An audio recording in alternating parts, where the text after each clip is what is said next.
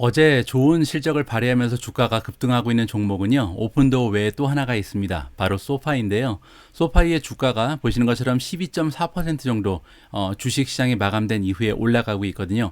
굉장히 좋은 실적을 발표했겠구나라고 우리가 기대를 해볼 수가 있겠죠. 소파이의 실적을 직접 한번 확인해 보시도록 하겠습니다. 자, 3분기 갭 EPS가 마이너스 0.05가 나왔다. 아직까지는 적자 기업이죠. 그리고 이 수치는 9센트가 더 나왔다. 이게 굉장히 중요합니다. 왜냐하면 시장에서는 아직까지 마이너스 0.14 정도를 기대하고 있었다. 따라서 흑자가 되기에는 조금 갭이 멀게 느껴졌는데 갑자기 보니까요, 이 순손실이 굉장히 많이 줄어든 거예요. 그래서 우리 투자자들이 보기에 이러다가 몇 분기 안에 흑자로 전환하는 거 아니야? 이렇게 우리가 기대감을 높일 수가 있겠죠. 투자자들의 기대감이 높아진다는 것은 멀티플이 확장한다는 얘기입니다. 그렇기 때문에 이렇게 주가가 점프하고 있다. 이렇게 결론을 내볼 수가 있는 거겠죠. 어쨌든 어닝은 굉장히 좋았고요. 그리고 이제 매출도 괜찮았습니다. 272.01 밀리언을 만들어내서 작년과 비교하니까 35.5%가 성장을 했고요. 시장의 전망치보다도 16.38 밀리언 정도를 더 만들어냈다. 굉장히 성공적인 수치를 발표한 거죠.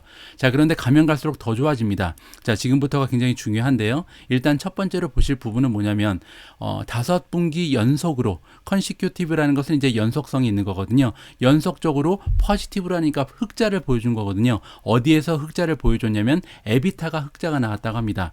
에비타라는 것은요, earning before interest, tax, depreciation, amortization의 약자거든요. 그 의미가 뭐냐면 earning은 earning인데 여기에 지금 그 interest, 이자도 들어가 있고 tax, 세금도 들어가 있고 depreciation은 감가상각이고요.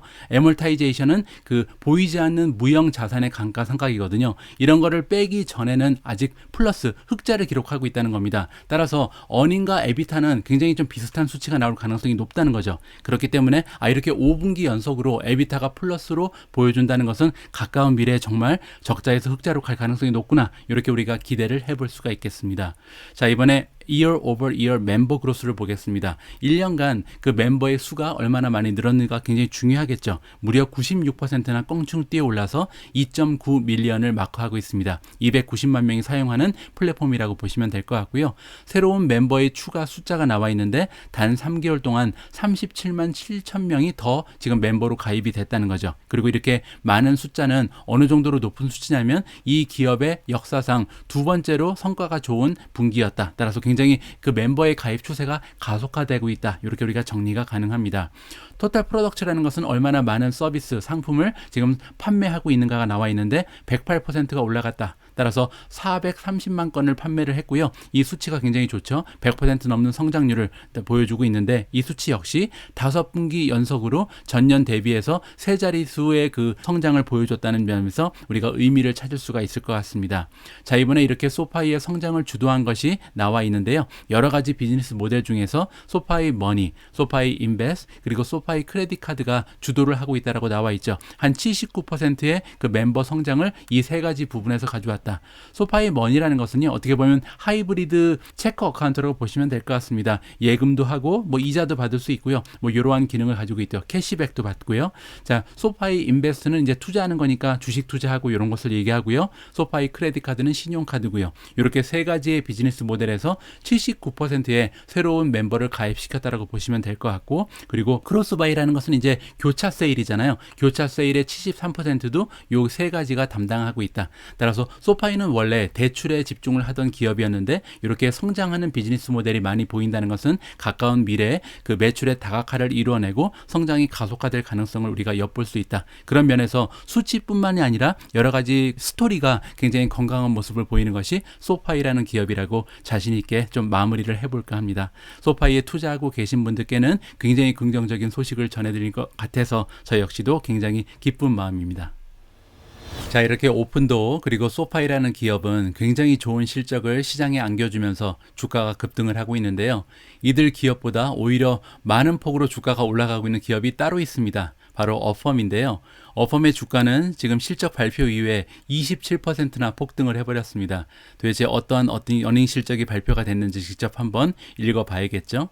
Q1 따라서 1분기라고 부르는 것 같습니다. 다른 기업과는 그 회계 분기를 다르게 계산하는데요. 1분기의 갭 EPS가 마이너스 1.13이다. 따라서 아직까지는 이제 적자를 면하기 위해서는 시간이 조금 걸릴 이런 기업으로 우리가 생각해 볼 수가 있겠죠. 그리고 이 수치는 74센트나 기대에 못 미쳤다. 따라서 갭 EPS는 굉장히 좋지가 않았죠. 자, 매출은 괜찮습니다. 269.39 밀리언을 만들어내서 작년과 비교했을 때 55% 정도 성장한 추세를 보여줬고요. 이 수치는 시장의 기대치보다 한 20 밀리언이 더 나왔다. 따라서 10% 가까운 그런 기대치를 넘어섰다라고 볼 수가 있겠죠. 따라서 매출은 괜찮았고 어닝은 굉장히 좋지가 않은 거죠. 자, 그러면 도대체 이렇게 많이 주가가 폭등하는 이유는 뭘까요? 아마도 2분기에 대한 가이던스가 굉장히 좋지 않았나 우리가 이렇게 기대를 해볼 수가 있겠습니다. 자, 2분기의 가이던스, 2분기는 이제 다음 분기 우리가 가고 있는 10월달, 11월달, 12월달 이렇게 3개월을 얘기하는 거죠.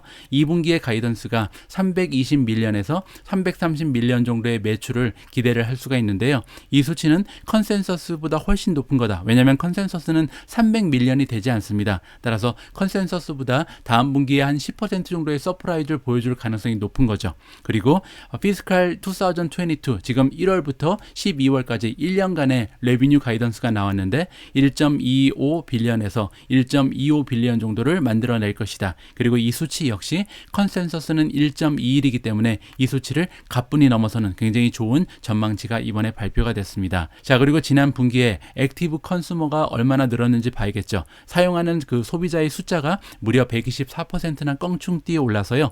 8.7 밀리언을 기록했습니다. 870만 명이 이용하는 그런 플랫폼으로 발전을 한 거죠. 이 수치는 전분기랑 비교해서도 22%나 단 3개월 만에 상승을 하고 있다. 따라서 굉장히 좀 성장이 빠른 플랫폼이라고 우리가 생각을 해봐야 될 것 같습니다. 자, Transactions per Active Consumer. 따라서 한 명의 소비자들이 얼마나 많이 사용을 했는가 보면요. 8%가 증가하면서 2.3번 사용했다. 그 얘기는 뭐냐면 3개월 동안 한 2번 넘게 한 사람이 사용을 했다는 거죠. 자, 어펌이라는 플랫폼은요. 물건을 살 때 우리가 한 번에 일시불로 내지 않고 나누어서 할부로 지불할 수 있는 결제를 도와주는 이러한 핀테크 기업입니다. 따라서 결제 서비스를 2번 이상 3개월 동안 사용한 것은 뭐 그렇게 나쁜 수치가 아닌 거죠. 이 수치가 앞으로 계속 올라가게 되면 앞으로 어펌의 투자 가치도 올라갈 가능성이 높아진다. 이렇게 우리가 기대를 해볼 수가 있겠고요. 자, 그로스 머천다이즈 볼륨이 나와 있습니다. 총 거래 금액이죠. 총 거래 금액은 2.7 빌리언이 나와서 이 수치 역시 전년도 대비해서 84%나 올라갔다. 따라서 성장세에 있어서는 어펌이라는 기업이 굉장히 좋은 모습을 보여주면서 아직까지 그 시장의 기대감이 계속 높아지고 있는 그런 상태라고 정리가 가능합니다. 자, 어닝 결과는 여기까지만 좀 살펴보고요. 내일도 만약에 어닝 결과가 발표되는 기업이 있으면 다시 여러분들과 공유하도록 하겠습니다. 자, 이번에는 뱅크 오브 아메리카가 3개의 EV 주식을 추천해줬다. EV라는 것은 이제 일렉트로닉 비클, 전기차를 얘기하잖아요. 따라서 테슬라는 여기 나와 있습니다. 테슬라를 추천한 것은 확실해지는 것 같고요. 나머지 2개의 전기차 기업은 어떤 기업이 이번에 뱅크 오브 아메리카에 의해서 추천이 됐는지 직접 한번 확인해 보시도록 하겠습니다. 자, 애널리스트 이름은 존 머피라는 사람이고요. 이 사람이 이번에 타겟 프라이스를 올려줬다. 테슬라에 주고 있었던 목표 주가가 원래 $1,000였었는데요. 이번에 1,200까지 상향 조정했다라고 합니다. 그 의미는 10% 이상 추가 상승할 여력이 있다는 거죠. 자, 그리고 또한 어떠한 그 주식에 대해서 목표 주가를 올려줬냐면 루시드 그룹 그리고 피스커라는 주식을 이번에 굉장히 좋게 보는 것 같습니다. 자, 어떠한 근거를 가지고 있는지 한번 살펴봐야겠죠. 자, 스트롱 인베스터의 그 에피타이트다. 따라서 많은 그 투자자들의 관심을 받고 있다는 거죠. 이 3개의 주식이 지금 많은 관심을 받으면서 이러한 일이 발생할 가능성이 높다. 따라서 여기 나와 있는 부분이 굉장히 중요한데 expand production, production이라는 것은 생산량을 늘린다는 거잖아요. 생산량을 늘리기 위해서는 공장 수를 늘려야겠죠. 그 캐퍼시티를 늘려야 되는데 그걸 굉장히 저렴하게 할 가능성이 있다라고 나와 있습니다.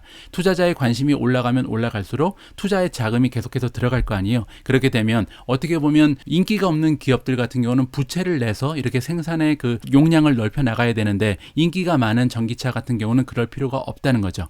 자, 디베이터블하다. 따라서 논란의 여지가 많다는 거죠. 이러한 스타트업 그 전기차 기업들이 과연 궁극적으로 봤을 때 그리고 장기적으로 봤을 때 그 이렇게 경쟁이 강화되어 있는 자동차 산업에서 살아남을 수 있을 것인가. 특히 최근 들어서 이제 전통적인 자동차 강호들이 EV 쪽으로 신속하게 넘어오는 모습을 보이고 있잖아요. 그래서 작은 기업들, 신생 기업들이 과연 살아남을 수 있을까는 굉장히 좀 논란의 거리가 되고 있다. 그럼에도 불구하고 만약에 굉장히 커다란 그 글로벌의 확장이 가능해진다면 그리고 노코스트 캐피탈로 그러니까 많은 돈을 들이지 않고도 이렇게 확장할 수만 있다면 게임이 가능하다는 거죠. 아까 말씀드린 것처럼 이런 기업들은 지금 투자 자금이 굉장히 많은 폭으로 몰리고 있죠. 그렇게 되면 은행에서 부채를 받아서 이렇게 뭐 이자를 많이 내고 이러면서 공장을 짓고 이럴 필요가 없어진다는 겁니다. 그렇게 되면 아무래도 유리한 입장을 고수할 수가 있고 그렇게 되면 이들 작은 기업들 뭐 테슬라는 작은 기업이 아니지만 루시드라든지 피스커 같은 아직까지는 작은 그 전기차 기업들이 앞으로 성장 추세가 가속화될 가능성이 얼마든지 있다. 그런 의미에서 이번에 이 세 가지의 주식이 가장 전망이 좋다라고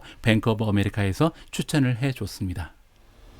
최근 들어서 페이스북, 그러니까 메타죠. 메타와 마이크로소프트라는 기업의 그 관계가 좀 돈독해지는 느낌이 드는데요. 오늘 이 기사에서도 두 기업의 그 파트너십이 강화되는 모습을 우리가 직접 한번 확인을 해볼 수가 있을 것 같습니다. 마이크로소프트가 그들이 가지고 있는 팀즈라는 그 애플리케이션이 있는데 이 팀즈는요, 그 줌하고 똑같은 거라고 보시면 될 것 같습니다. 마이크로소프트 버전의 줌이라고 할 수 있는 팀즈라는 애플리케이션을 메타 플랫폼에 적용을 한다. 메타 플랫폼이 가지고 있는 워크플레이스라는 앱이 있습니다. 워크플레이스는요, 협업 툴이라고 보시면 될 것 같습니다. 기업들이 사용할 수 있는 협업 툴로 개발이 된 워크플레이스와 연결이 된다라고 보시면 되겠죠. 자, 이렇게 새로운 인티그레이션, 통합의 거래가 이번에 성사가 된 거고요. 자, 페이스북이 갖고 있는 워크플레이스라는 애플리케이션은 이제 이름이 바뀌었죠. 워크플레이스 바이 메타라는 이름으로 불려지게 되고요. 곧 통합이 될 것이다. 마이크로소프트의 팀즈와 통합이 되게 되면 아까 말씀드린 것처럼 팀즈가 제공하는 라이브 스트리밍 비디오가 있잖아요. 그래서 워크플레이스를 이용하면서 이제 실시간으로 이렇게 스트리밍 서비스를 통해서 상대방을 직접 보면서 업무를 할 수 있는 이런 조건이 마련이 된다. 이렇게 보시면 될 것 같습니다. 자, 그리고 굉장히 중요한 부분이 나오는데요. 인플로이들이 그러니까 일하는 사람들이 팀스를 이용하건 아니면 워크플레이스를 이용하는 사람이건 서로 실시간으로 왔다 갔다 할 수 있다는 겁니다. 여기 보시면 스위치 비트윈 더 앱이라고 나와 있잖아요. 따라서 만약에 내가 마이크로소프트 팀즈를 원래 이용해서 들어갔지만 뭐 워크플레이스로 이동하는데 아무런 문제가 없고 만약에 워크플레이스에서 일을 하다가 여기서 팀즈로 이동하는데도 아무런 거리낌이 없다. 따라서 하나의 앱인 것처럼 왔다 갔다 할 수 있다. 두 기업이 완전히 손잡고 이번에 파트너십을 제대로 진행하는 것 같습니다. 자, 이번에 파트너십은요, 익스텐션이다. 확장하는 모습을 보인다는 거죠. 따라서 원래부터 파트너십이 지금 결성이 돼 있는 상황입니다. 어떠한 형태였냐면 아까 말씀드렸던 그 메타라는 기업이 가지고 있는 워크플레이스라는 앱이 지금 마이크로소프트의 모든 소프트웨어를 다 포함하고 있거든요. 예를 들어서 쉐어포인트라든지 원드라이브, 오피스 365 스윗 그뿐만이 아니라 애저도 사용합니다. 따라서 지금 우리가 메타에서 제공하는 워크플레이스라는 그 애플리케이션에 들어가서 협업을 하게 되면요, 이러한 마이크로소프트의 대부분의 소프트웨어를 다 사용할 수 있게 돼 있다. 따라서 이런 파트너십뿐만이 아니라 이제는 화상 통화, 화상 미팅도 가능해지는 툴이 더해지면서 이들의 파트너십은 계속해서 공고한 모습을 보인다. 이렇게 우리가 정리를 하면 될 것 같습니다. 어제 미국 시장에서 팔란티어의 주가가요 7% 이상 하락하는 추세를 보여줬는데요. 여기에는 여러 명의 애널리스트들이 굉장히 좀 부정적인 의견을 표시하면서 이러한 일이 발생했다라고 정리가 가능합니다. 자, 과연 시장의 전문가들은 팔란티어에 대해서 어떠한 걱정을 하고 있는지 그들의 우려의 목소리를 직접 한번 읽어보도록 하겠습니다. 자, 팔란티어의 그 성장이 둔화되고 있다. 슬로잉이라는 것은 이제 둔화되는데 어느 쪽에 성장이 둔화되고 있냐면 가버먼트 비즈니스, 즉 정부를 상대로 하고 있는 비즈니스가 약화되고 있다는 거죠. 팔란티어는 크게 두 가지의 비즈니스 모델을 가지고 있습니다. 하나는 정부를 상대로 하는 고담이라는 비즈니스 모델이고 있고요. 또 하나의 플랫폼은 우리가 파운더리라고 부르는 건데 상업적인 기업을 상대로 하는 그런 비즈니스 모델이라고 보시면 되겠죠. 자, 일단은 정부 쪽의 비즈니스가 둔화되고 있는 것이 첫 번째 이유고요. 두 번째 이유는 뭐냐면 스펙한테 투자를 하면서 지금 굉장히 좀 많은 폭으로 상업 쪽에 파운더리 쪽의 비즈니스를 확장시키고 있는데 이게 서스테이너블하다, 지속적으로 해낼 수는 없는 그러한 방식이다라고 꼬집고 있는 것 같습니다. 자, 그러면서 RBC라는 투자 기관에서 다운그레이드를 했다. 자, 어떤 내용인지 한번 조금 더 자세히 들여다봐야 될 것 같습니다.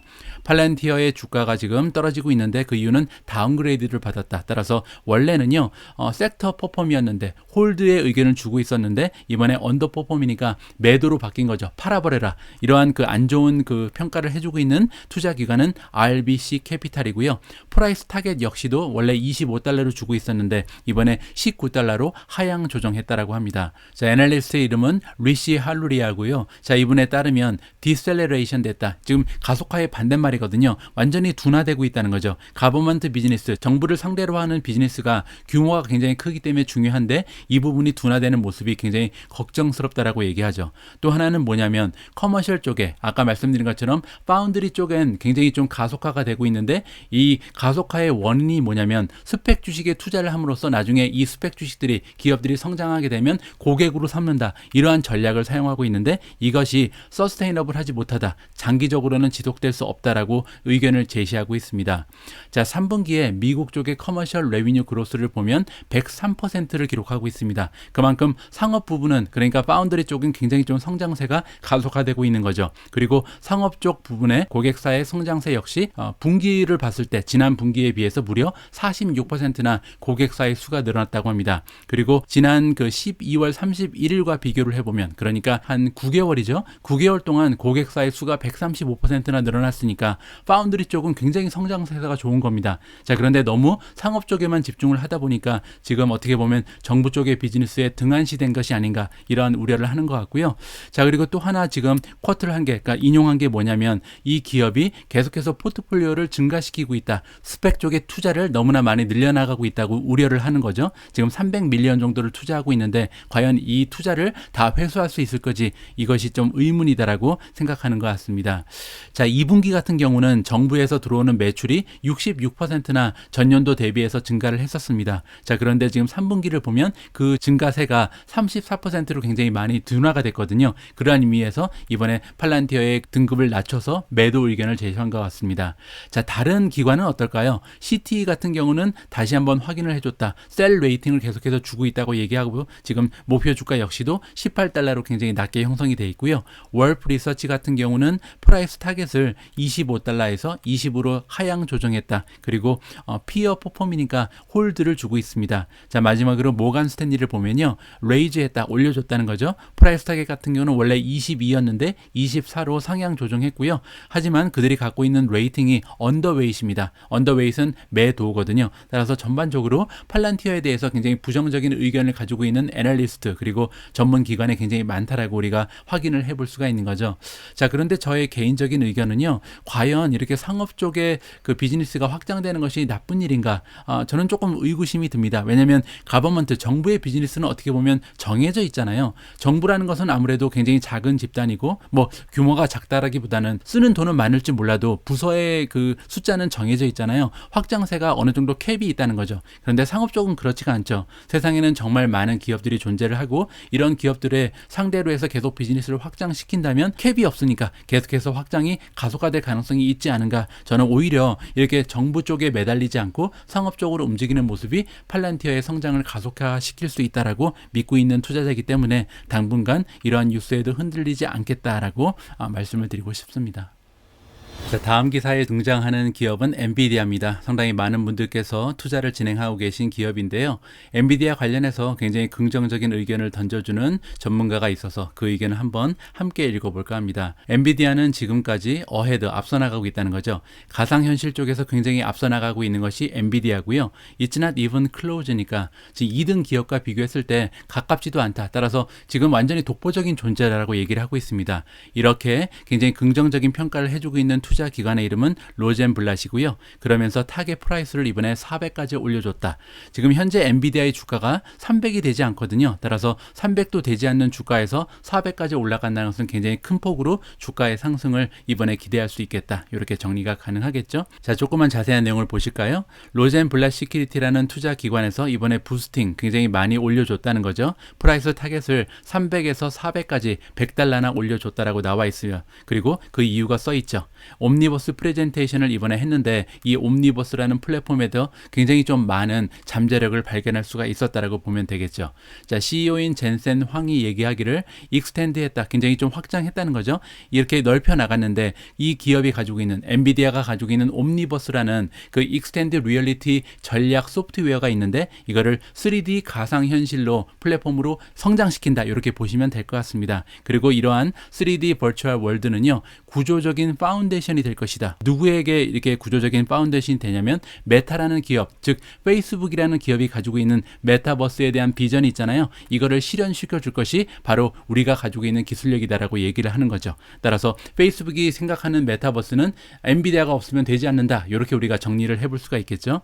자, 엔비디아는 플랜티드 했다. 심어놨다는 거죠. 그 씨앗을 심어놨다. 그 얘기는 뭐냐면 예전부터 많이 투자를 해왔다는 겁니다. 어디에 이렇게 많이 투자를 했냐면 Accelerated Computing, 가속화 컴퓨팅. 가속화 컴퓨팅은요, 뭐 초고속 컴퓨팅, 굉장히 좀 성능이 좋은 컴퓨팅을 얘기합니다. 그래서 인공지능에 이용을 한다든지 아니면 슈퍼컴퓨터 뭐 이런 것을 얘기하는 건데 거기에 많은 투자를 해놨다는 거죠. 그것이 나중에 어떠한 형태로 돌아올 거냐면 굉장히 많은 형태로 사용이 가능해질 거다. 세큘러라는 것은 이렇게 사이클이 있는 것이 아니고 지속적으로 굉장히 많은 폭으로 상승을 할 것이다. 발전을 할 것이라는 거죠. 예를 들어서 게이머들도 이용을 할 수 있고 과학자들 아니면 오토 인더스트리는 자동차 산업이죠. 오퍼레이션, 로보틱, 뭐 크리에이터들 뭐 이 많은 사람들이 사용할 수 있는 컴퓨팅 플랫폼으로 진화를 하고 있다라고 우리가 정리를 하면 될 것 같습니다. 자, 그러면서 이 사람이 생각하기는 어닝의 실적이 2024년 앞으로 한 3년 후에는 $10까지 올라갈 것이다. 엔비디아 한 주가 만들어내는 그 어닝의 실적 EPS라고 부르는 것이 $10까지 올라갈 가능성이 있다는 거죠. 그리고 이 $10라는 어닝 EPS는 어떻게 보면 이 잠재력을 봤을 때는 굉장히 보수적인 수치다. 그런데 이 보수적인 수치에다가 만약에 멀티플 40을 곱하면 $400가 나오잖아요. 그렇게 해서 $400라는 목표 주가가 나온 것 같습니다. 자, 그런데 지금 보시면 엔비디아는 포워드 PE가 75배가 넘습니다. 따라서 만약에 어닝이 $10까지 올라가게 되면 엔비디아의 주가는요, 뭐 $400가 아니고 그거보다도 훨씬 더 지금의 그 멀티플을 유지할 수만 있다면 뭐 700에서 800 이상까지도 솟구칠 수 있는 것이 엔비디아의 주가라고 우리가 기대를 해볼 수가 있겠죠.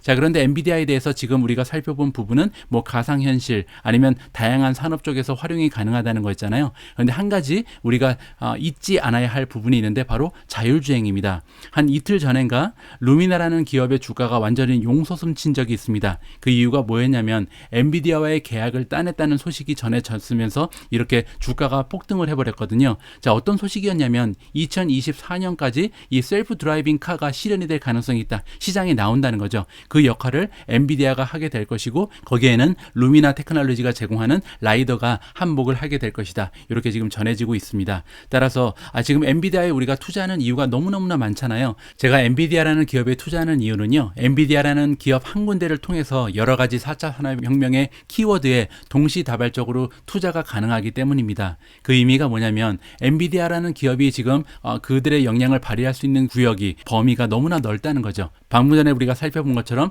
가상현실 그 메타버스 쪽에도 엔비디아의 역할이 굉장히 클 것으로 나와 있고요. 지금 이 기사에서 얘기하는 것처럼 자율주행에서도 커다란 역할을 할 것으로 기대가 됩니다. 거기에 슈퍼컴퓨팅을 미시로 한 인공지능이라든지 그뿐만이 아니죠. 가상화폐 쪽에도 간접 투자를 할 수 있는 기회가 열려지는 거잖아요. 이러한 의미에서 엔비디아가 가지고 있는 잠재력은 무궁무진하고 그런 의미에서 또 투자 상승 여력 대비 굉장히 리스크가 적은 종목이 엔비디아가 아닐까 개인적으로 판단을 하고 있습니다. 자, 오늘 방송 마무리할 차례입니다. 오늘 오미진님과 함께 준비한 비디오 클립을 소개해 드릴 텐데요. 오늘 영상의 주인공은 리비안입니다. 리비안이라는 기업은요, 어제 상장을 했습니다. 그래서 지금 갓 태어난 베이비인데요. 그럼에도 불구하고 리비안이라는 그 기업의 주가 가치는 너무나 높거든요. 시가총액도 지금 93빌리언까지 이미 형성이 되어 있는 상황이고, 과연 어떠한 면이, 어떠한 투자 가치가 리비안이라는 기업을 이렇게 커다랗게 이미 성장을 시켜줬는지 이 부분에 대해서 우리가 한번 생각해 볼 수 있는 기회를 마련해 봤습니다. 자, 리비안이라는 신생 기업에 대해서 관심이 있으신 분들 한번 이 영상을 보시면서 그 투자 가치를 나름대로 한번 가늠질해 보시면 좋을 것 같고요. 한 가지 여러분들께서 기억하셔야 할 부분은 아마존이 뒤에서 투자를 하고 있는 기업이 바로 리비안이거든요. 그런 의미에서 좀 더 많은 사람들의 관심을 가졌다, 이렇게 이해하시면 좋을 것 같습니다. 자, 오늘 방송도 굉장히 길었는데 1, 2부 통틀어서 끝까지 함께해 주신 모든 분들 감사의 말씀을 다시 한번 드립니다. 내일은 금요일이죠. 마지막으로 오미준 뉴스 깔끔하게 마무리할 수 있도록 좋은 소식 많이 담아서 여러분들께 다시 인사드릴 수 있도록 하겠습니다. 우리 모두가 미국 주식 투자로 은퇴하는 그날까지 다 함께 화이팅입니다. 행복한 하루 되세요. 감사합니다.